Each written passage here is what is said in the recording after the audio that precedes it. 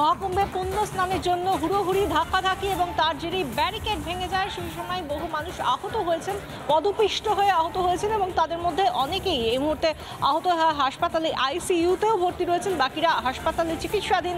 সমস্ত হাসপাতালগুলোতে এই মুহূর্তে হাই অ্যালার্ট জারি করা রয়েছে এবং সব মিলিয়ে এখন এই মুহূর্তে যে ছবিটা আমরা দেখাচ্ছি এটাও ত্রিবেণীর ছবি, যেখানে মানুষকে যেতে না করা হয়েছে আজকের জন্য, এবং যদিও তাদেরকে আস্তে আস্তে যদি নিয়ে যাওয়াও হচ্ছে বা যেতে অনুমতিও দেওয়া হয় সেক্ষেত্রেও খুব নিয়ন্ত্রিত সংখ্যায় মানুষকে যেতে বলা হয়েছে। এবং সাধু সন্তদের তরফ থেকে, বিশেষ করে সাধু এবং আখড়া পরিষদের তরফ থেকে বলা হয়েছে যতক্ষণ না সাধারণ যারা দর্শনার্থী পুণ্যার্থী তাঁরা যতক্ষণ না পর্যন্ত তাদের স্নান শেষ করছেন ততক্ষণ পর্যন্ত সাধু সন্তরাও ত্রিবেণীতে যাবেন না। এবং এই মুহূর্তে আমরা যে ছবিটা দেখতে পাচ্ছি, যে নিরাপত্তার ছবিটা, প্রথম দিন থেকে মহাকুম্ভ শুরুর আগে থেকেই আমরা যে ছবিগুলো দেখেছি একেবারে অত্যাধুনিক যন্ত্রপাতি থেকে শুরু করে অত্যাধুনিক সকট সব কিছুর ওপর নির্ভর করে রীতিমতো সিকিউরিটির দিকে নজর রাখা হয়েছিল। এবং এই মুহূর্তে পুলিশের মাইকিংয়ের ছবিটাও আমরা দেখতে পাচ্ছি।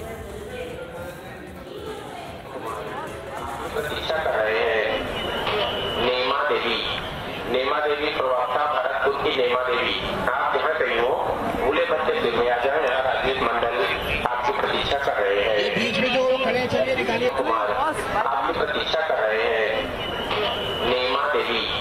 नेमा देवी प्रवक्ता भरतपुर की नेमा देवी, आप जहाँ कहीं हो भूले बच्चे में आ जाए।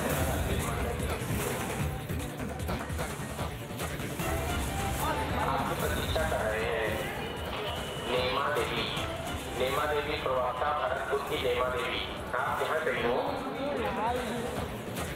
মহাকুম্ভের যে ছবিটা আমরা দেখাচ্ছি এখানে একেবারে নির্দিষ্ট সংখ্যক পুণ্যার্থীদের ঘাটে নামতে দেওয়া হচ্ছে, তারা স্নান সেরে উঠছেন, তারপরে জাল দিয়ে দেওয়া হয়েছে, দেখা যাচ্ছে ব্যারিকেড করে রাখা হয়েছে এবং ব্যারিকেডগুলোর ওপর নজরদারি চালাচ্ছেন নিরাপত্তা রক্ষীরা।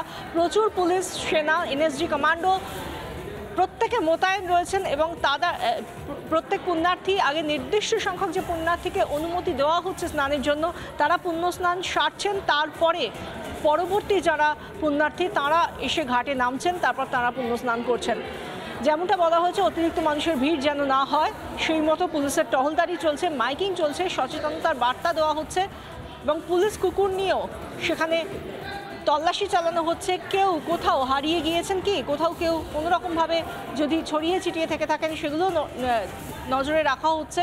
এবং ইতিমধ্যেই হাসপাতালগুলোতে হাই অ্যালার্ট জারি করা হয়েছে। বিভিন্ন হাসপাতালগুলোতে যারা পদপিষ্ট হয়ে আহত হয়েছেন তারা রয়েছেন।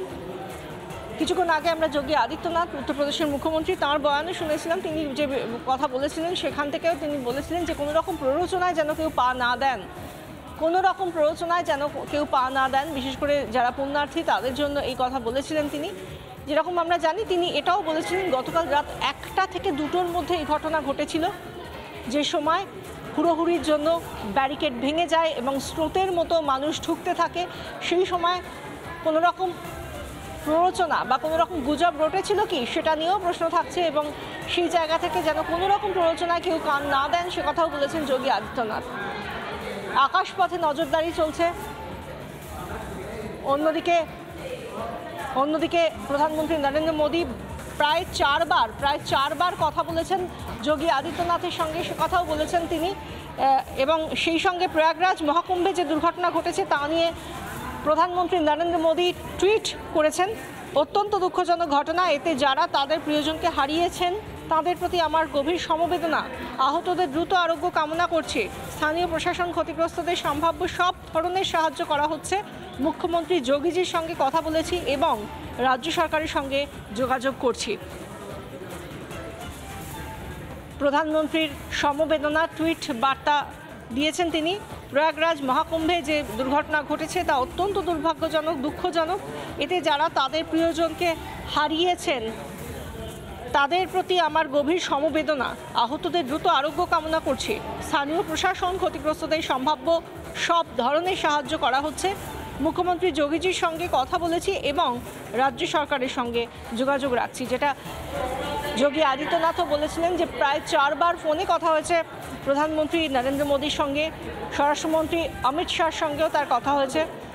রাজ্যপাল আনন্দীবেন প্যাটেল তিনিও লাগাতার যোগাযোগ করে গিয়েছেন এবং যে কোনো রকমের প্রয়োজনীয়তায় যে কোনো রকমের সাহায্যের আশ্বাস দেওয়া হয়েছে। কেন্দ্রীয় সাহায্য এবং রাজ্যের সাহায্যের যাবতীয় সমস্ত কিছুর দিকে নজর রাখা হচ্ছে এবং সমস্ত সাহায্যের আশ্বাসও দেওয়া হয়েছে কেন্দ্রের তরফ থেকে।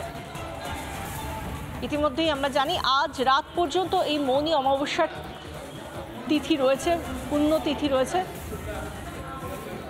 আর তারই আগে সেই পুণ্যস্নান শুরুর ঠিক আগে যেভাবে ব্যারিকেডের মধ্যে দিয়ে পিলপিল করে মানুষ ঢুকে গেল, সেই সময়কার ছবিটা আমরা দেখাচ্ছি।